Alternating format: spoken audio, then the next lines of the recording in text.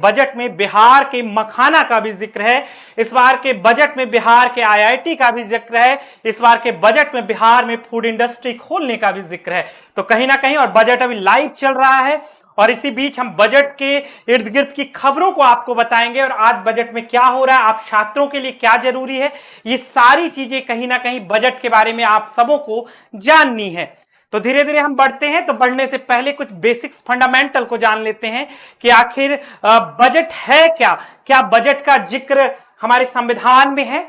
जानते हैं निर्मला सीतारमण 8वीं बार बजट पेश कर रही हैं। इससे पहले मोरारजी देसाई लगातार 10 बार बजट पेश कर चुके हैं। मोरारजी देसाई 11वीं बार भी बजट पेश करते, लेकिन इंदिरा गांधी की सरकार में उन्होंने इस्तीफा दे दिया था, इसलिए वो 11वीं बार बजट पेश नहीं कर पाए हैं।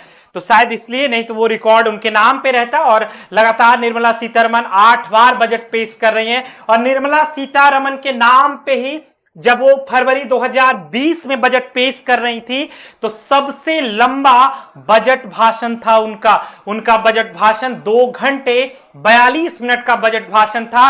और उन्हीं ने भारत में पेपरलेस बजट यानी डिजिटल बजट की शुरुआत की। तो एक तरह से कह सकते हैं, एक महिला नेत्री होने के नाते, एक महिला मंत्री होने के नाते उन्होंने बजट में आमूलचूल परिवर्तन किया, एक तरह से इतिहास बनाने का कार्य किया है। ठीक है, हम शेयर कर देंगे, शेयर नहीं किया होगा।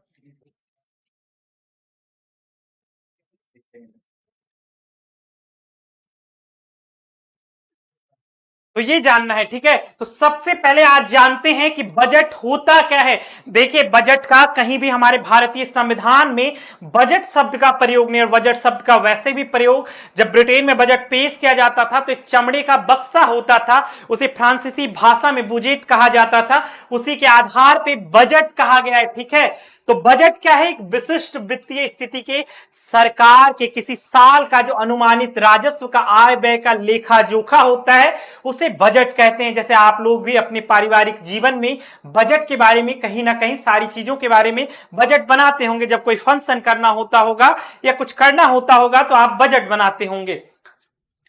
भारतीय संविधान में बजट शब्द का तो प्रयोग नहीं है, लेकिन भारतीय संविधान में अनुच्छेद 112 जो भाग 5 में है, इसमें वार्षिक वित्तीय विवरण के रूप में परिभाषित किया गया है। और केंद्रीय बजट की तैयारी का प्रबंधन, ये जो बजट की तैयारी का प्रबंधन है, विपिन जी, ठीक है। तो इस बजट का क्या है, ये जो बजट है, बजट की तैयारी कौन करता है?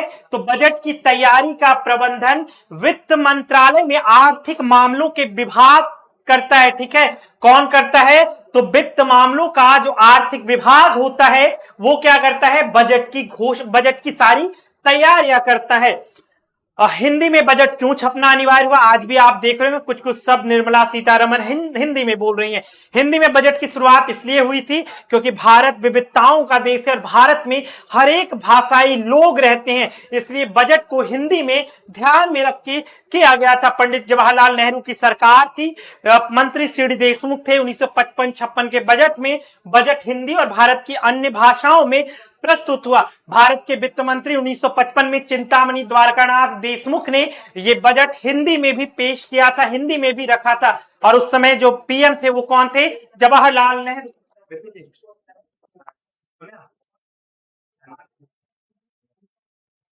आप जाके कह दीजिए पहले पास सुनिए क्या कहें।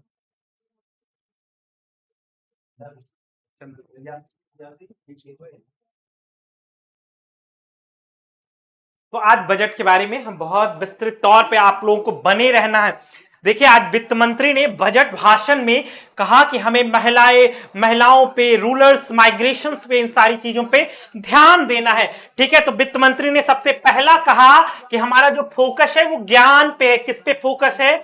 हमारा जो फोकस है वो ज्ञान पे है। और उन्होंने ज्ञान का मतलब बताया गरीबी, उन्होंने ज्ञान का मतलब बताया युवा, उन्होंने ज्ञान का मतलब बताया अन्नदाता, उन्होंने ज्ञान का मतलब बताया नारी शक्ति, उन्होंने ज्ञान का मतलब बताया कि इन पांचों लोगों पे हमें फोकस करना है। इन पांचों लोगों की जिंदगी के बारे में कहीं ना कहीं हमें विविध तरीकों के बारे में, उनके अपलिफ्टमेंट के बारे में कहीं ना कहीं हमें कुछ ना कुछ करना है। तो उन्होंने, वित्त मंत्री ने क्या कहा, ज्ञान के बारे में कहा कि ज्ञान का मतलब क्या होता है, गरीब, युवा, अन्नदाता, इन सारी चीजों का मतलब क्या है, इन पे बजट पे ध्यान देना पड़ेगा।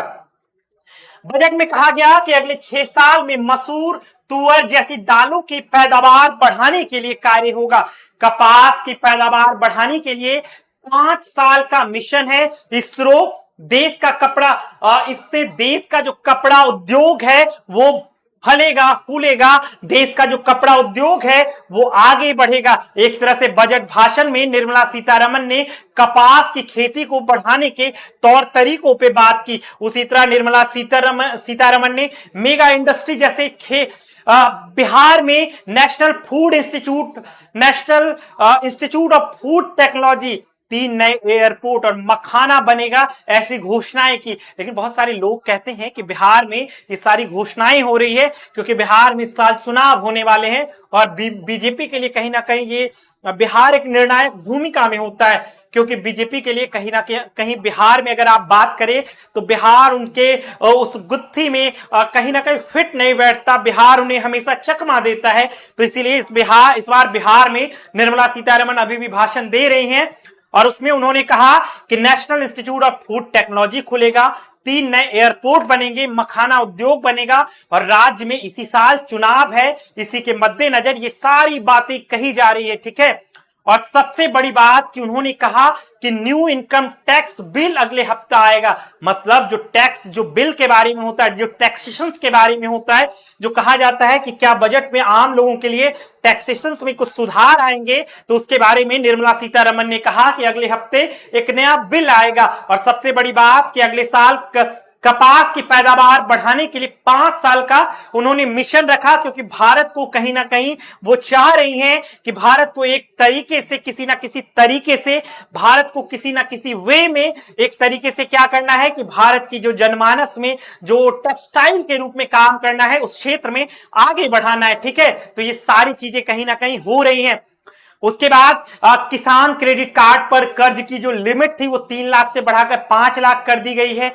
छोटे उद्योग को विशेष क्रेडिट कार्ड, पहले 10 लाख तक कार्ड जारी होंगे। मतलब आप अगर छोटे उद्योग कर रहे हैं तो आपको एक क्रेडिट कार्ड जारी होगा कि आप हमेशा उससे पैसे निकाल सकते हैं। आप लोग क्रेडिट कार्ड यूज करते ही होंगे, इसलिए कहा जाता है कि क्रेडिट कार्ड का जो प्रयोग करते होंगे उस क्रेडिट कार्ड के लिए कहीं ना कहीं आप जब क्रेडिट कार्ड का प्रयोग कीजिएगा तो उस क्रेडिट कार्ड के लिए क्या होगा कि अब किसानों के लिए, जो छोटे मध्यम उद्योग हैं, उनके लिए क्रेडिट कार्ड की सुविधाएं हैं। देखिए एक तरह से आखिर ये बजट में ये आ क्यों रहा है, देखिए इसके पीछे की वजहों को समझिए। बजट में इन सारी चीजों के बारे में बातचीत होने का एक मकसद है कि भारत में लोगों में, क्योंकि आप देख रहे हैं रोजगार का, जो गवर्नमेंट सेक्टर का रोजगार है ना वो घट रहा है, ठीक है। तो अगर गवर्नमेंट सेक्टर का रोजगार घट रहा है तो किसी ना किसी तरीके से भारत सरकार को ये चाहिए कि आम लोगों को अपलिफ्ट करना है, तो एक प्राइवेट सेक्टर को बड़ा करना है। आपके लिए जो रोजमर्रा की जिंदगी है, जो रोजगार के साधन है, नए स्टार्टअप्स खुलेंगे तो उस पर कहीं ना कहीं ध्यान देना है। तो उस ध्यान देने के लिए उन्होंने कहा कि किसी ना किसी तरीके से हम बहुत सारी चीजों पे चर्चाएं करेंगे, ठीक है। तो किसान क्रेडिट कार्ड पे 3 लाख से बढ़ाकर 5 लाख तक की रकम कर दी है। बिहार में मखाना बोर्ड बनेगा, छोटे किसानों और व्यापारियों को फायदा होगा। छोटे उद्योग को विशेष तौर पे 10 लाख तक क्रेडिट कार्ड जारी होंगे। निर्मला सीतारमन ने कहा कि बजट में इस बार विकास में तेजी लाना, सुरक्षित समावेशी विकास को ध्यान देना, निजी क्षेत्र के निवेश को बढ़ाना, घरेलू खर्च में वृद्धि, भारत के उभरते मध्यम वर्ग की खर्च करने की शक्ति को बढ़ाना है। एक तरह से उनका कहना है कि कहीं ना कहीं किसी तरीके से जो मध्यम वर्ग है वो जितने तरीके से सामान की खरीदारी करेगा वो कहीं ना कहीं एक तरह से भारत का अपलिफ्टमेंट होगा, भारत उसी रूप में आगे बढ़ेगा, ठीक है। आप लोग जितने लोग बजट को देख रहे हैं जल्दी से शेयर करना है। बजट की बहुत जो अनसुलझी जानकारी होती बहुत ही सरल भाषा में आपके बीच होने वाली है, ठीक है। ठीक है। तो ये सारी चीजें कहीं ना कहीं बजट में उनका कहना है कि भाई बजट जो है हमारा, उसमें क्या करना है, मध्यम वर्ग को खड़ा करना है। तो मध्यम वर्ग कैसे खड़ा होगा, तो अगर मध्यम वर्ग के परचेसिंग पावर को अगर आप बढ़ा देते हैं तो मध्यम वर्ग क्या है, खड़ा हो जाएगा। उसके बाद सरकार ने टैरिफ रेट को घटाने का फैसला लिया, 8 टैरिफ रेट ही रह जाएंगे। सोशल वेलफेयर सरचार्ज, आप लोग बजट में जरूर पढ़ते होंगे, सेस के बारे में पढ़ते होंगे, सरचार्ज के बारे में पढ़ते होंगे। जैसे मान लीजिए कोयला इंडस्ट्री है, तो कोयला इंडस्ट्री से जो प्रदूषण निकलता है उसके बचाव के लिए कोयला इंडस्ट्री से सरकार कुछ सेस लगाती है कि आप जितना कमाते हो ये सेस लगेगा। ये सेस क्यों लगेगा, क्योंकि हम जन कल्याण के कार्यों के लिए काम कर रहे हैं। उसके बाद निर्मला सीतारमन ने कहा कि गंभीर बीमारियों की 36 दवाएं जो है ड्यूटी फ्री होंगी। जैसे मान लीजिए कि कोई कैंसर के केयर सेंटर बनाए जाएंगे। उसके बाद निर्मला सीतारमन ने कहा कि बिहार के इलाके में क्योंकि कैंसर की मरीज जिस तरीके से संख्या बढ़ रही है, कैंसर के अस्पताल खुलेंगे। उसके बाद उन्होंने कहा कि 36 जीवन रक्षक जो दवाएं होती है उस पे पूरी तरह से जो टैक्स होते हैं, जो ड्यूटी होती है, वो खत्म कर दिया गया है। उसके बाद निर्मला सीतारमन कह रही हैं कि वित्त मंत्री ने कहा डिजिटल शिक्षण संस्थानों में तक बेहतर पहुंच के लिए, मतलब जो आपकी स्कूली शिक्षा है वहां पे बेहतर पहुंच सुनिश्चित करने के लिए क्या करना है, डिजिटल शिक्षण संस्थानों में वो पहुंच को विकसित करने के लिए ब्रॉडबैंड की सुविधाएं, मतलब अब स्कूलों को वाईफाई से जोड़ा जाएगा। ठीक है। और प्राथमिक स्वास्थ्य केंद्रों को भी, जैसे मान लीजिए आपके गांव में जो प्राथमिक स्वास्थ्य केंद्र होता है, स्कूल होता है, उसे ब्रॉडबैंड के साथ जोड़ने का कार्य किया जा रहा है। उसके बाद वित्त मंत्री ने कहा कि देश को खिलौने के लिए बड़ा केंद्र बनाएंगे। देखिए एक बात तो ये समझ आ रही है कि जो ये बजट का पूरा खाका रखा जा रहा है वो मध्यम वर्ग को ध्यान में रखा जा रहा है। और मुझे इस बजट को देख के एक बात तो जरूर याद आ रही है कि ऐसी कहानियां हैं कि जब देश आजाद हो रहा था तो महात्मा गांधी ने जवाहरलाल नेहरू को कहा कि देखो भारत को ना पंचायत स्तर पे ले जाओ, भारत को जो आगे बढ़ाओ पंचायत स्तर से बढ़ाओ। ठीक है। तो नेहरू जी थोड़ा सा विदेशी ख्याल के आदमी थे, अंतरराष्ट्रीय व्यवस्था में उनकी एक अलग सी सानी थी। तो उन्होंने क्या किया, कहा कि नहीं बापू हम है ना भारी उद्योग, बाहर से उद्योगों को बुलाएंगे। तो गांधी जी ने कहा देखो सारी चीजें करो, लेकिन जो भारत का उद्योग होगा ना, जो भारत का हस्तशिल्प उद्योग होगा, जो आप गांव में देखते होंगे, चाहे आप गांव में देखते होंगे कि आपका एक तरफ से हस्तशिल्प उद्योग जिसे हैंडीक्राफ्ट कहते हैं, ये सारी चीजें अगर कहीं से हो रही हैं तो किसी ना किसी तरीके से आप कह सकते हैं कि किसी ना किसी तरीके से आपके लिए वो जरूरी होगा। ठीक है। तो वो सारी चीजें इस पूरे चीजों में कहा जा रहा है। इंश्योरेंस सेक्टर के लिए जो एफडीआई होता है, फॉरेन डायरेक्ट इन्वेस्टमेंट, आप लोग जानते होंगे इकोनॉमिक्स में जरूर निवेश के बारे में आपने पढ़ा होगा कि फॉरेन डायरेक्ट इन्वेस्टमेंट को जो इंश्योरेंस का सेक्टर है उसमें 74% से बढ़ाकर 100% कर दिया गया है। जो आपका इंश्योरेंस सेक्टर है, ठीक है, कौन सा सेक्टर, इंश्योरेंस सेक्टर जो है उसमें जो एफडीआई का दर है, एफडीआई का दर क्या है, 74% से बढ़ा के कितना कर दिया गया है, 100% कर दिया गया है। कितना कर दिया गया है, 100% कर दिया गया है। उसके बाद पोस्ट पेमेंट बैंक जो है उसकी ग्रामीण परिवेश में उसके बारे में कहा गया कि वहां पे सीमाएं बढ़ाई जाएंगी। उसके बाद कहा गया कि पिछले 10 साल में ईज ऑफ डूइंग बिजनेस में हमने सुधार किया है, निर्मला सीतारमन अपने भाषण में कह रही हैं।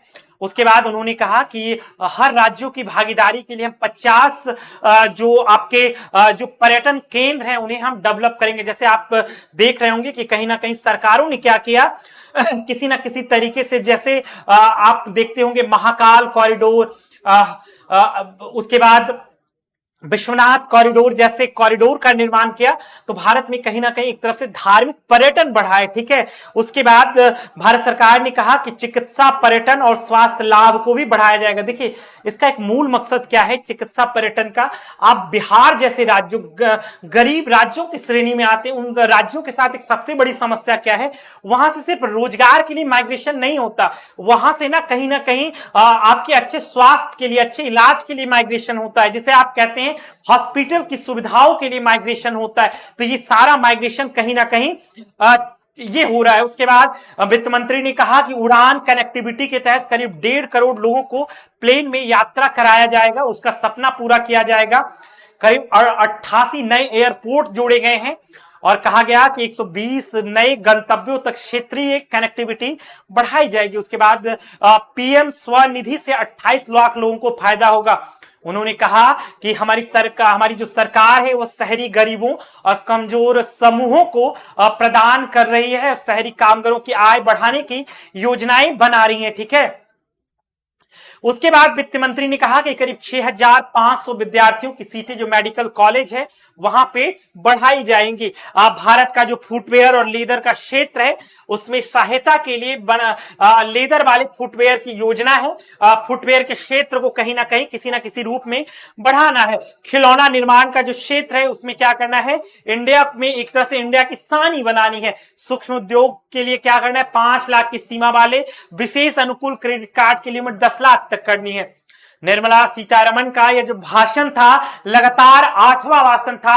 मोरारजी देसाई के नाम सबसे ज्यादा करीब 10 बजट पेश करने का है। पी चिदम्बरम जो कांग्रेस के वित्त मंत्री थे उन्होंने करीब 9 यूनियन बजट पेश किए हैं। ठीक है, वित्त मंत्री ने कहा यह बजट सरकार की विकास को बढ़ाने, सभी के डेवलपमेंट, मिडिल क्लास की क्षमता को बढ़ाने के लिए समर्पित है। हमने इस सदी के करीब 25 साल पूरे करने जा रहे हैं। उन्होंने कहा कि हम इस सदी के करीब 25 साल मतलब जो अपना ये पूरा सदी चल रहा है, जो 21वीं सदी है, उसमें हमने कभी 25 सालों की यात्राएं तय कर ली है। इसीलिए कहीं ना कहीं ये हमारा पूरा जो बजट है, वो बजट जो खाका है, वो कहीं ना कहीं एक तरीके से नए भारत के निर्माण की गाथाएं भी रखेगा। क्योंकि आप जानते हैं पिछले साल तक कहा गया कि बजट में जो है हम आजादी के 75वें वर्ष में प्रयोग कर रहे हैं, अमृतकाल की बातें की गई थी। तो ये कहीं ना कहीं ये चीजें बजट में, एक बजट जो होता है वो आने वाले साल का खाका होता है, सरकार की योजनाओं पे काम करने वाली है। सरकार किस तरीके से बजट में बड़े बड़े ऐलान कर रही है। सरकार कह रही है कि हम सस्ती कैंसर की दवाएं, और सबसे बड़ी जो सूचना है कि सरकार ने कहा निर्मला सीतारमण के बजट में इनकम टैक्स पेयर्स को बहुत राहत मिलेगी। अब सालाना अगर 12 लाख रुपए तक की आपकी इनकम है तो कोई टैक्स नहीं मिलेगा। एक तरह से आप समझिए भारत मध्यम वर्गीय लोगों का है। अगर आप सालाना 12 लाख रुपए की आय करते हैं तो अब आपको कोई टैक्स नहीं लगेगा।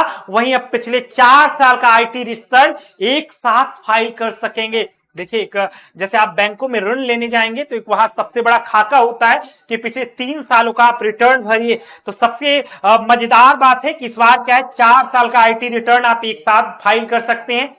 और सीनियर सिटीजन के लिए टीडीएस की सीमा 50,000 से बढ़ाकर 1 लाख कर दी गई है। इसका मतलब है कि इस बार का बजट जो है मध्यम वर्गीय परिवारों को, मध्यम वर्ग को ध्यान में रख के किया जा रहा है। इस बार का जो बजट है वो मध्यम वर्ग को देख के रखा जा रहा है। इस बार का जो बजट है, अब आप सोचिए 12 लाख अगर आपकी इनकम है सालाना, अगर आप ऑन एन एवरेज लेंगे तो भारत में मैक्सिमम लोगों की जो आय है, जो मध्यम वर्गीय आय है, वो 12 लाख तक की बजट में आते हैं।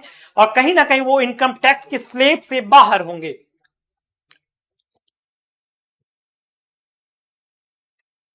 ठीक है, तो ये सारी चीजें कहीं ना कहीं हो रही हैं। देखिए बजट किसी भी सरकार की हो तो बजट में एक तरीके का क्या है कि वो एक खाका रखते हैं।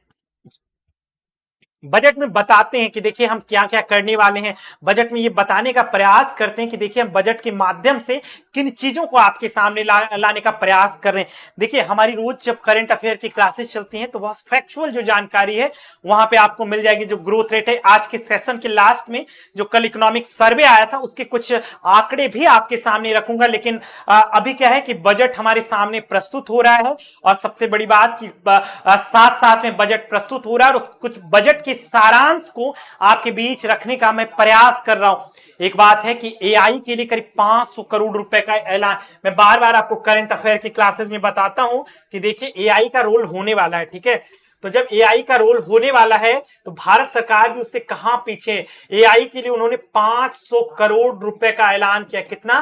500 करोड़ रुपए का। इसका मतलब है भारत सरकार जो है एआई पे, आर्टिफिशियल इंटेलिजेंस पे ध्यान दे रही है। ठीक है, दूसरी बात, कृषि विकास का पहला इंजन है, वित्त मंत्री ने बजट भाषण में कहा। इसलिए आपने देखा होगा कि उन्होंने कपास की बात की, उन्होंने बिहार की मखाना की बात की। और मखाना कहां कहा है कि बिहार का जो उत्पाद है जिसे जीआई टैग मिला है, तो ये बिहार का उत्पाद है। ठीक है, ये कहीं ना कहीं बिहार का उत्पाद है। इसलिए वित्त मंत्री ने कहा यह बजट सरकार की विकास को बढ़ाने के लिए, सभी के डेवलपमेंट के लिए और मिडिल क्लास की क्षमता को बढ़ाने के लिए समर्पित है। हमने इस सदी के करीब 25 साल पूरे करने जा रहे हैं। इसका मतलब समझिए कि बजट में उन्होंने कहा, अब आप क्या है, बजट का आकार क्या है, बजट में राजस्व घाटा कितना हुआ, बजट में जीडीपी ग्रोथ कितनी है, ये आंकड़े कल बताऊंगा जब बजट की पूरी, जब निर्मला सीतारमण बजट भाषण को पढ़ लेंगे। उसके बाद जब बजट लोगों के बीच आएगा, जब बजट के बारे में आप कह सकते हैं कि जो डेटा है, जो उसकी फाइल हम लोगों के बीच आएगी, तो उसके बाद उस बजट पे हम लोग बहुत जो आपकी एग्जाम उपयोग से, अब जैसे देखिए कोई बीपीएससी की मेंस की तैयारी कर रहे हैं, तो उसके लिए सेशन बहुत मजेदार होने वाला है, क्योंकि आप बातचीत में आप बहुत सारी बातों को समझ रहे हैं कि बजट के साथ क्या क्या निर्मला सीतारमण ने कहा। अगर आप बजट के बारे में लिखना चाहे तो ये लाइन कितनी मजेदार लाइन है कि आपके आंसर राइटिंग को इनरिचमेंट करेगा कि यह बजट सरकार के विकास को बढ़ाने, सभी के डेवलपमेंट, मिडिल क्लास की क्षमता को बढ़ाने के लिए समर्पित है। हमने इस सदी के करीब 25 साल पूरे करने जा रहे हैं। कितने साल पूरे करने जा रहे हैं? हम इस सदी के करीब 25 साल पूरे करने जा रहे हैं। इस बजट में कहीं ना कहीं इस बात का लेखा जोखा रखा जा रहा है। इस बजट में इसके बारे में विस्तृत तरीकों से चर्चाएं की जा रही है। ठीक है, तो ये ध्यान रखना है। तो बजट इस बार का एक तरीके से अभी तक के जो आंकड़े हैं वो बजट के मध्यम वर्गीय दृष्टिकोण को बतलाता है। और सबसे बड़ी बात कि जो आपका बजट है इसमें कहीं ना कहीं आपके बजट में क्या मिला लोगों को, क्या चीजें हुई बजट में, पहली बार क्या हुआ, इन सारी चीजों के बारे में आपको बताया जाएगा। और सबसे बड़ी बात कि जो आप अगर अपने लाइव टेलीकास्ट में देख रहे होंगे तो निर्मला सीतारमण क्या है, बजट भाषण में आप देखते होंगे मधुबनी पेंटिंग की साड़ी पहने हुए आई हैं। एक तरह से कहीं ना कहीं जो मधुबनी पेंटिंग की बात हो रही है तो ये बिहार की गाथा को दर्शाता है। और क्योंकि इस बार बिहार में चुनावी समर होने वाला है, इसलिए कहीं ना कहीं निर्मला सीतारमण ने मधुबनी पेंटिंग वाली साड़ी पहनी है। और कहा जा रहा है कि निर्मला सीतारमण पहली बार पद्मश्री दुलारी देवी ने उन्हें 2 महीने पहले ये साड़ी गिफ्ट की थी। और इस साड़ी जो गिफ्ट किया था उसके आधार पे उन्होंने बजट के दिन पहना। तो आप समझ लीजिए कि बिहार का इस बार का कितना रोल है। इसलिए बिहार के मखाना के बारे में, बिहार के आप कह सकते हैं आईआईटी के बारे में, बिहार में नए एयरपोर्ट के बारे में, ये कहीं ना कहीं चुनावी समर की ओर आगाज करता है कि इस बार कहीं ना कहीं, क्योंकि कुछ समय पहले निर्मला सीतारमण बिहार आई थी और बिहार में बिहार की जनता ने उन्हें बेटी की तरफ विदाई दी थी। बिहार की जो मिथिलांचल की जो अपनी सभ्यता है उसके अनुसार उनको विदाई बेटी की तरह उन्होंने किया। और उससे कहीं ना कहीं उन्होंने भाव विभोर तो थी। एक तरह से कह सकते हैं कि बजट भाषण में, बजट में वो मधुबनी पेंटिंग की साड़ी पहन के आ रही है। तो कहीं ना कहीं एक तरीके से बिहार की विरासत को, बिहार के उस अतीत को, बिहार के उस गौरव को इस बजट के माध्यम से दिखाया जा रहा है। ठीक है, तो ये सारी चीजें इस बजट में हुई हैं। तो एक तरह से आप कह सकते हैं कि बजट में पहली बार निर्मला सीतारमण क्या करने वाली है, तो बजट में उन्होंने एक तरीके से बजट में उन्होंने बिहार को प्रस्तुत किया। देखिए राजनीति में और बजट भाषण में कौन किस तरीके से आ रहा है, कौन किस थैली को ला रहा है, कौन कैसे कपड़े पहन रहा है, इसकी भी वैल्यू होती है। क्योंकि राजनीति में इन सारी चीजों को बखूबी ध्यान रखा जाता है। राजनीति में इन बातों का बहुत ही ध्यान रखा जाता है। लेकिन देखिए इसी बजट भाषण में विपक्ष का हंगामा भी हो रहा है। ऐसा नहीं है कि सपा ने भी हंगामा किया, वॉकआउट किया। उसके बाद कहीं ना कहीं कांग्रेस पार्टी का कहना है कि आप महाकुंभ पे चर्चा करो। देखिए कुछ चीजें ना, राजनीति ठीक है, इस पे चर्चाएं होनी चाहिए, लेकिन कुछ रवायतें होती है। ठीक है, रवायतें क्या है कि अगर कुछ चीजें चली आ रही हैं, कुछ परंपराएं चली आ रही है, अगर बजट हो रहा है तो उससे सुन लेते हैं, फिर इसके बारे में एक चर्चा हो सकती है। तो बजट को, क्योंकि ये देश का खाका है, और वहां पे बैठे सभी लोगों का दायित्व होना चाहिए कि आप किसी ना किसी तरीके से बजट पे अपनी बातों को रखें, ठीक है। तो ये चीजें कहीं ना कहीं बजट में ये चीजें देखी गई है, ठीक है। तो ये बातें कहीं ना कहीं होनी चाहिए, ठीक है। तो ये नेताओं को भी, क्योंकि देखिए आप क्या करते हैं, बिहार की बात करते हैं, अगर बिहार की बात आप करते हैं तो आपको इन बातों का हमेशा बिहार में आप भारत की बात करते हैं, बिहार में भारत के विकास की बात करते हैं, चाहे आप किसी पार्टी के हो, चाहे आप कुछ भी हो। तो ये एक तरीके से क्या क्या है कि बजट में लोगों के बारे में ये चीजें आप कह सकते हैं, ठीक है। तो आपको ध्यान रखना चाहिए क्योंकि उसके बाद जब वोट ऑन अकाउंट होता है तो उसमें आप अपनी चर्चाओं को रखिए। आप कैसे कहेंगे, देखिए अगर आम लोगों की बात की जाए तो किसान क्रेडिट कार्ड की जो लिमिट है उसे बढ़ा दी गई है, 3 लाख से 5 लाख कर दी गई है। देश में पीएम धान्य कृषि योजना शुरू होगी। तो इसका मतलब है कि एक नया योजना शुरू होगा। इस योजना का खाका क्या होगा, जब पूरा बजट आ जाएगा तो उसके बारे में आपसे विस्तृत तौर पे चर्चाएं की जाएंगी, ठीक है। तो क्या है पीएम धान्य कृषि योजना, क्या है पीएम धान्य कृषि योजना, क्या है धान्य कृषि योजना। तो एक नई योजना का आगाज हो रहा है, ठीक है। और समुद्री उत्पाद सस्ते होंगे, कस्टम ड्यूटी 30% से घटाकर 5% कर दी गई है। अंडमान निकोबार और गहरे समुद्र में मछली पकड़ने को बढ़ावा मिलेगा। मिथिलांचल में पश्चिमी कोसी नहर परियोजना शुरू होगी। मतलब आप देखिए कि बिहार को कहीं ना कहीं किसी ना किसी तरीके से बिहार को रखा जा रहा है। मिथिलांचल में पश्चिमी कोसी नहर, जो मिथिलांचल है बिहार का मिथिलांचल है, ठीक है। मिथिलांचल में कहा, मिथिलांचल में क्या है, पश्चिमी कोसी परियोजना स्टार्ट होगी। क्या स्टार्ट होगी, पश्चिमी कोसी परियोजना स्टार्ट होगी। एक तरह से बिहार की बाढ़ की विभीषिका को देखते हुए अगर आप देखिए मध्यम वर्ग है तो आपको 0 से 4 लाख तक कमाई पर शून्य टैक्स, 8 से 12 लाख तक पर 10, 12 से 16 लाख तक 15% टैक्स देना होता था, ठीक है। तो ये सारी चीजें कहीं ना कहीं आपके बारे में ये बताती हैं किसी ना किसी तरीके से कि बिहार को इस बजट में रखा जा रहा है, ठीक है। निर्मला सीतारमन के इस बजट भाषण में बहुत सारी बातें हैं, ठीक है।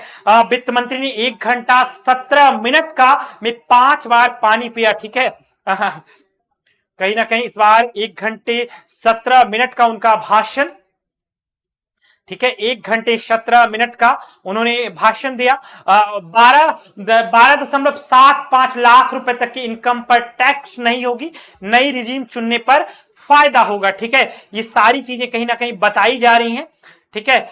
नए इनकम टैक्स बिल लाए जाएंगे अगले हफ्ते तक, ठीक है। तो वो भी हम चर्चाएं करेंगे, आपको टेंशन नहीं लेना है। आप लोग जो आपके जैसे आज अभी की क्लासेस ना मैं इस दृष्टिकोण से बहुत उपयोगी है, बहुत सारी योजनाओं के बारे में आपको जानकारी मिलेगी। उसके बाद जैसे जैसे हमारे पास डेटा क्लियर होते जाएंगे हम उस डेटा को लेके आपके एग्जाम पॉइंट ऑफ व्यू से उन डेटा के बारे में विस्तृत तौर पे चर्चाएं करेंगे, ठीक है। विस्तृत तौर पे चर्चाएं करेंगे, ठीक है। तो ये कहीं ना कहीं नए रिजीम के साथ और बिहार की उस बढ़ती धाक के बारे में, क्योंकि इस बार चुनावी समर है और इस बार बिहार के मिथिलांचल को, बिहार की मधुबनी पेंटिंग को जो दिखाया जा रहा है।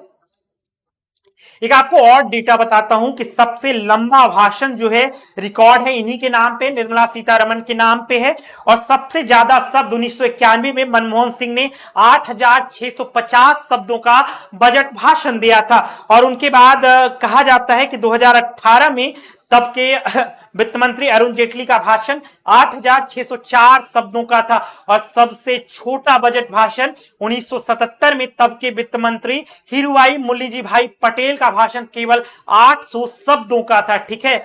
तो एक तरह से आप कह सकते हैं 1956 से बजट हिंदी में छपने लगा, 2017 से रेल बजट को आम बजट में मिला दिया गया, ठीक है। देखिए पहले क्या होता था कि रेल बजट अलग प्रस्तुत होता था और आम बजट अलग प्रस्तुत होता था। मतलब रेल के लिए एक अलग दिन तय होता था और उस दिन बजट पेश किया जाता था। लेकिन 2017 में पहली बार हुआ कि जो बजट है वो कहीं ना कहीं रेल बजट और आम बजट को एक साथ किया गया। स्मिता पूछ रही है, ये सब भी पूछता है, बिल्कुल पूछता है, आपसे ये सवाल पूछ सकता है कि 2000 रेल बजट को आम बजट के साथ कब मिलाया गया। तो 2017 में बनाया गया। अगर मान लीजिए आप बीपीएससी मेंस की तैयारी कर रही हैं तो आपसे ये सवाल तो बनता है ना कि इस बार के बजट भाषण में किन बातों का जिक्र किया गया, तो आप बता सकते हैं बिहार सरकार के विकास यह बजट सरकार के विकास को बढ़ाने के आयामों को बता रहा है। वित्त मंत्री ने कहा राष्ट्रीय उच्च पैदावार बीज मिशन चलाएंगे, मछली पालन में भारत का दूसरा सबसे बड़ा उत्पादक है। तो ये जानकारी तो आपको मिली, इकोनॉमिक्स सर्वे, इन सारी चीजों में यही जानकारी तो मिलती है। ठीक है, 60,000 करोड़ का मार्केट है। अंडमान निकोबार और गहरे समुद्र में मछली पकड़ने की को बढ़ावा देंगे। इसका मतलब है कि जो मछली का क्षेत्र है, जो मछली उत्पादन का क्षेत्र है, उस पे कहीं ना कहीं सारी चीजों पे काम होगा। कौन कौन मधुबनी से हो? मैं मधुबनी से हूं भैया। देखिए जो जो मधुबनी से है, मधुबनी पेंटिंग, देखिए मैं किसी इलाके में, किसी क्षेत्र में बात की नहीं, ये तो पूरे बिहार के लिए गौरव की बात है। ये बिहार की कला है ना। अब बिहार की कला मघीपान भी है, बिहार की कला सुजनी कढ़ी है, ठीक है, बिहार की ही कला मंजूषा कला है। ये सारे जो शब्द बोल रहा हूं आपके मेंस एग्जाम के लिए बहुत ही उपयोगी है। ठीक है, ऐसा नहीं समझना है कि ये शब्द लफाजी नहीं है, ये शब्द कहीं ना कहीं आपके लिए बहुत ही जरूरी है। ठीक है, तो ये समझना है आपको कि इस बार के बजट भाषण में अगर मधुबनी पेंटिंग का जिक्र हो रहा है तो बिहार के विकास की बात हो रही है। बिहार को प्राथमिक दृष्टिकोण में रखा गया, उसकी बात चल रही है। ठीक है, देखिए वित्त मंत्री ने कहा कि मेक इन इंडिया, एम्प्लॉयमेंट और इनोवेशन, एनर्जी सप्लाई, स्पोर्ट्स का डेवलपमेंट, एमएसपी का विकास हमारी विकास यात्रा में शामिल है। इसका ईंधन रिफॉर्म से मतलब कहीं ना कहीं सरकार कह रही है कि हम रिफॉर्म पे ध्यान दे रहे हैं। सरकार कह रही है कि हम एक तरीके से कहीं ना कहीं हम रिफॉर्म के रूप में क्या है, किसी ना किसी तरीके से हम बातचीत करने वाले हैं। और इस बार का भारत का बजट बहुत ही शानदार तरीके से पेश किया जा रहा है। ठीक है, वित्त मंत्री निर्मला सीतारमण करीब 8वीं बार बजट को प्रस्तुत कर रहे हैं। मोरारजी देसाई 10 बार बजट को प्रस्तुत कर चुके हैं। पी चिदंबरम 9 बार बजट प्रस्तुत कर चुके हैं। ठीक है, अगर बीजेपी की सरकार बहुत मुकम्मल तरीके से इस बार रहती है तो कहीं ना कहीं निर्मला सीतारमण अगर वित्त मंत्री रहती हैं तो वो मोरारजी देसाई के भी रिकॉर्ड को तोड़ देंगी। ठीक है, किसान क्रेडिट कार्ड पे जो लिमिट है 3 लाख से बढ़ाकर 5 लाख तक किया जाएगा। और बिहार में मखाना बोर्ड बनाया जाएगा, मतलब मखाना का पैदावार बनाना है तो बिहार में एक मखाना बोर्ड भी बनाया जाएगा। एक बात और है कि आईआईटी पटना में सुविधाओं को बढ़ाया जाएगा। करीब 6,500 विद्यार्थी की सीटें बढ़ाई जाएंगी। आईआईटी पटना में करीब सुविधाओं को बढ़ावा दिया जाएगा। 500 करोड़ का बजट एआई के लिए रखा गया है। अगले 5 साल में 75,000 सीटें मेडिकल कॉलेज की बढ़ाई जाएंगी। सभी जिला अस्पतालों में कैंसर केयर सेंटर की सुविधा होगी। करीब 200 केंद्र बनाए जाएंगे। शहरी मजदूरों, देखिए मजदूर में भी कैटेगरी होती है। एक मजदूर होता है शहरी मजदूर, एक मजदूर होता है जो ग्रामीण तबके में काम करता है। तो शहरी मजदूर के बारे में भी सोचा जा रहा है। एक तरह से मिडिल क्लास के बारे में सोचा जा रहा है। कहीं ना कहीं मिडिल क्लास के बारे में, मिडिल क्लास की जो श्रेणियां हैं, मिडिल क्लास के जो आयाम है, उसके बारे में किसी ना किसी तरीके से सोचा जा रहा है। तो ये बजट कहीं ना कहीं किसी ना किसी तरीके से बिहार को तो मद्देनजर रखता ही है और बहुत सारी बातों को किसी ना किसी तरीके से रखने का कार्य करता है। ठीक है, तो ये बिहार के बजट भाषण में, इस बार के बजट भाषण में बिहार की जो अपनी आप कह सकते हैं गौरवशाली अतीत है उसे शामिल किया गया है। ठीक है, इस बजट भाषण में ये सारी चीजें चल रही हैं। ठीक है,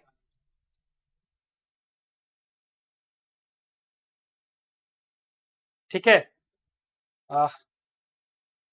ये सारी चीजों का ध्यान रखा जा रहा है। ठीक है, इन सारी चीजों का कहीं ना कहीं किसी ना किसी तरीके से जोर शोर तरीके से इस बातों का ध्यान किसी ना किसी इस बार जब सुबह सुबह निर्मला सीतारमण बजट भाषण के लिए निकली थी तो कहीं ना कहीं बजट भाषण के लिए उन्होंने क्या किया कि पहले वो वित्त मंत्रालय गई, उसके बाद उन्हें राष्ट्रपति भवन गई थी, राष्ट्रपति को उन्होंने बिल की कॉपी दी। उसके बाद राष्ट्रपति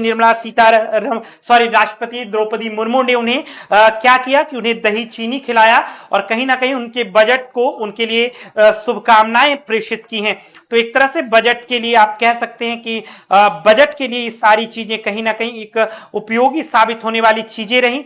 1 घंटे 17 मिनट का आज का बजट रहा। ठीक है, 1 घंटे 17 मिनट का आज का बजट रहा है और किसी ना किसी तरीके से बिहार की विरासत को शानदार तरीके से प्रस्तुत किया गया है। ठीक है, तो ये बजट की कहीं ना कहीं किसी ना किसी तरीके से बजट को रखने का, दही चीनी खिलाने की परंपरा निभाई गई है। राष्ट्रपति दही चीनी खिलाते हैं और इस बार के बजट ने बहुत सारी चीजों को हमारे सामने रखा। उसके जो डेटा है, फैक्ट्स एंड फिगर हैं, उसे भी हम रखने का प्रयास करेंगे जैसे बजट क्लियर होता है। देखिए, शहरी मजदूरों के हालात सुधारने के ऊपर स्ट्रीट वेंडर्स जिसे कहते हैं, उसके लिए भी कार्य किया जा रहा है। एक तरह से आप कह सकते हैं इनकम टैक्स स्लैब से छुटकारा पाने के लिए, इनकम टैक्स पे कार्य करने के लिए सारी चीजें की जा रही हैं। कहा जा रहा है कि 23 आईआईटी में करीब 1.35 लाख स्टूडेंट मौजूद हैं। आईआईटी पटना का विस्तार किया जाएगा। इसका मतलब है कि शिक्षा पे भी एक तरीके से योगदान है। Excellence for artificial intelligence for AI के लिए करीब 500 करोड़ का ऐलान किया गया है। मेडिकल एजुकेशन में देखिए, दुनिया को अब कहीं ना कहीं अच्छे हॉस्पिटल्स चाहिए, अच्छे डॉक्टर्स चाहिए, क्योंकि भारत की जनसंख्या जिस तरीके से बढ़ रही है, क्योंकि हम लोग करीब 140 करोड़ की जनता है, तो इस 140 करोड़ की जनता के लिए यह हॉस्पिटल तो चाहिए, इसके लिए अच्छे डॉक्टर भी चाहिए।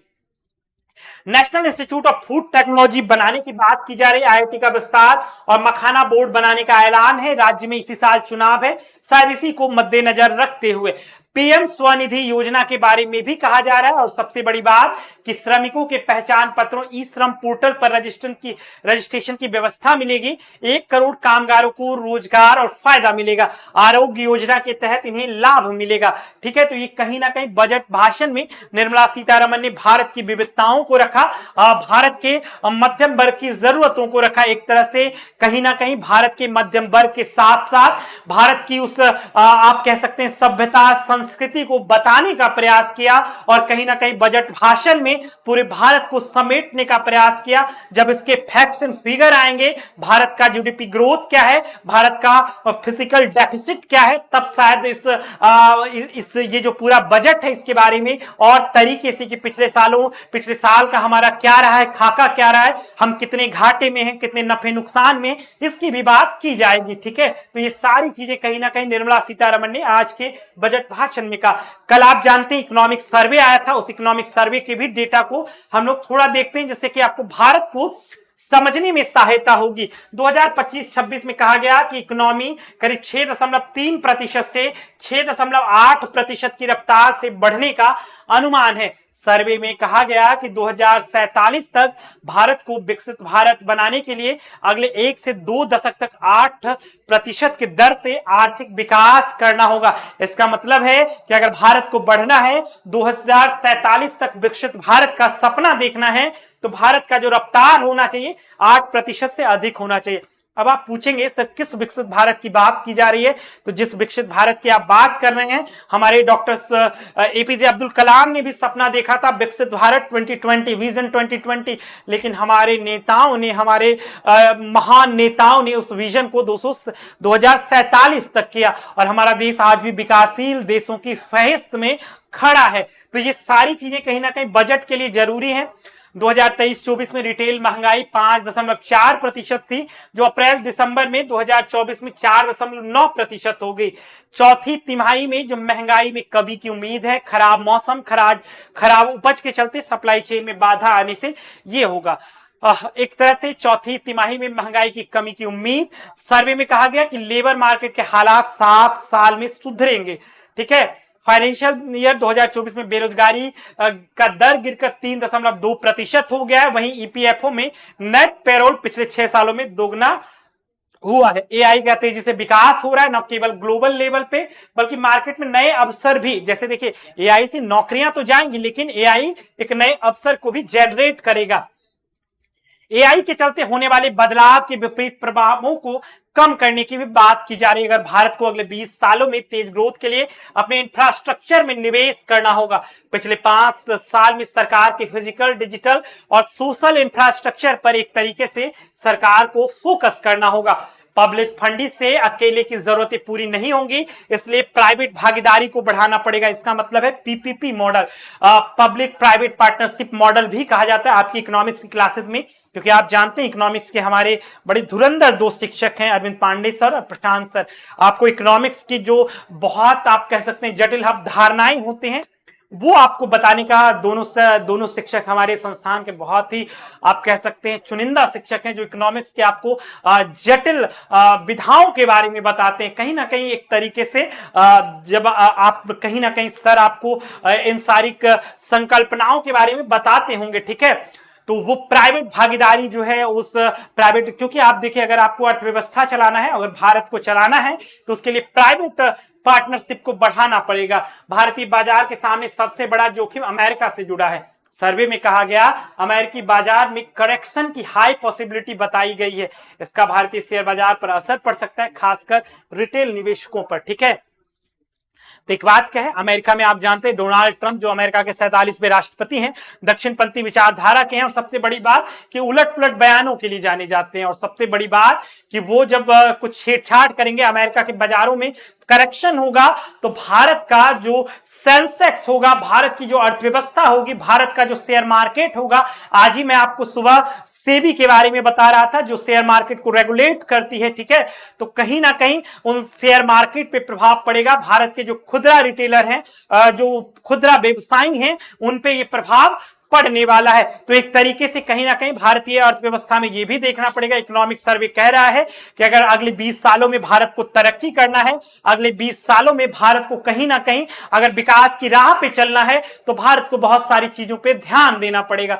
दूसरी सबसे बड़ी बात कि अगर भारत को आप कह सकते हैं, देखिए इसे चुनावी भाषण ना बनाया जाए, ठीक है। एक बात का हमेशा ध्यान रखा जाए कि अगर भारत कहा गया कि बिहार में मेगा फूड इंडस्ट्री लगेगा, फूड प्रोसेसिंग इंस्टीट्यूट खुलेगा, 3 नए एयरपोर्ट खुलेंगे और आईआईटी का क्रियान्वयन होगा, तो इस बातों पे कहीं ना कहीं अमली जामा भी पहनाना चाहिए, क्योंकि ये भारत सिर्फ चुनावी बयान बन के ना रह जाए। इन सारी चीजों पे भी हमारे हुक्मरानों को ध्यान देना पड़ेगा, क्योंकि बिहार के विकास में भारत का विकास भी समाहित होता है। कि किसी बिहार में एक बहुत बड़ी करीब 13 करोड़ की आबादी रहती है। 13 करोड़ की आबादी कम नहीं है, ये बहुत बड़ी आबादी है। इस आबादी की भलाई के लिए इन सारी चीजों पे ध्यान रखना ही पड़ेगा। एक सवाल आप पूछ सकते हैं कि सर वित्त मंत्रालय के अंतर्गत ये इकोनॉमिक सर्वे कौन तैयार करता है?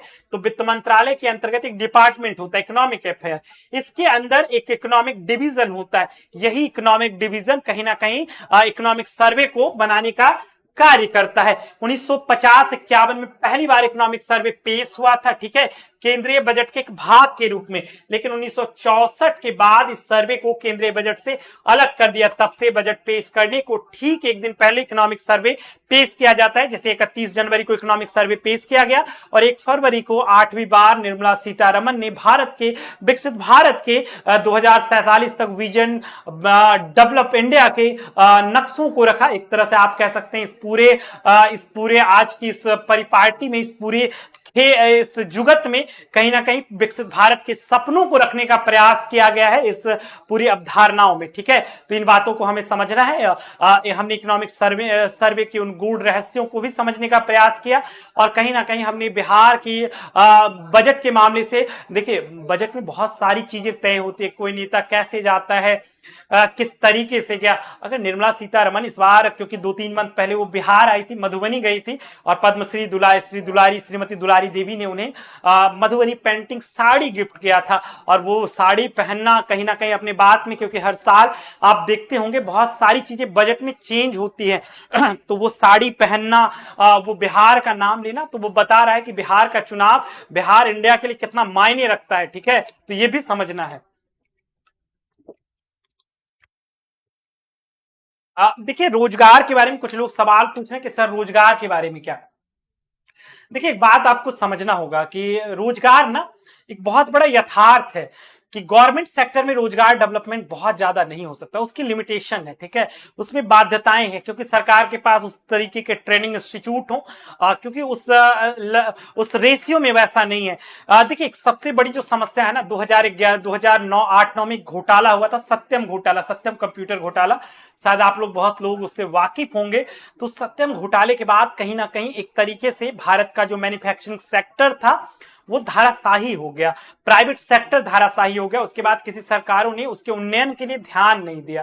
तो देखिए आज के तारीख में ना अगर आप संस्थाओं को खड़ा नहीं करेंगे, आप प्राइवेट प्लेयर को खड़ा नहीं करेंगे, देखिए जैसे मान लीजिए अडानी का प्लांट है, सपोज जैसे इसे अन्यथा नहीं लेना है, जैसे टाटा कंपनी है, तो टाटा में करीब 4 लाख 5 लाख एम्प्लॉय काम करते हैं। ये भारत की बहुत बड़ी बेरोजगारी को समेटते हैं और किसी गवर्नमेंट की इतनी ताकत नहीं है कि 4 लाख 5 लाख ऐसे लोगों को रोजगार देना। तो इसीलिए कहा जाता है कि सिर्फ पब्लिक फंडिंग नहीं, प्राइवेट फंडिंग पे भी ध्यान देना पड़ेगा, क्योंकि देखिए अगर विकसित भारत बनाना है तो हमें इन्वेस्टमेंट पे भी ध्यान देना पड़ेगा, निवेश पे भी ध्यान देना पड़ेगा। अगर आप निवेश की बात करें तो कहीं ना कहीं अगर निवेश की बात की जा रही है तो निवेश से भी रोजगार के डेवलपमेंट में ये होगा। इंश्योरेंस सेक्टर में आपने देखा 74% से 100% एफडीआई कर दिया। एफडीआई का मतलब होता है फॉरेन डायरेक्ट इन्वेस्टमेंट, जिसे आप कहते हैं प्रत्यक्ष विदेशी निवेश। तो ये कहीं ना कहीं बिहार के ये भारत के इस तरीकों को आपके सामने रखने का प्रयास करता है और इस बार की बजट ने बहुत सारी आशाओं को भी जन्म दिया है, खासकर बिहार के लिए। ठीक है, तो अगले एपिसोड में जब हम आएंगे तो इस बजट के डेटा के बारे में जानेंगे, इस बजट ने भारत के जनमानस के लिए क्या रखा, इस बजट ने एक तरीके से भारत में लोगों के लिए क्या रखा, हमारा फिजिकल डेफिसिट कितना है, हमारा जीडीपी ग्रोथ दर कितना, इन सारी चीजों को हम करने का प्रयास करेंगे।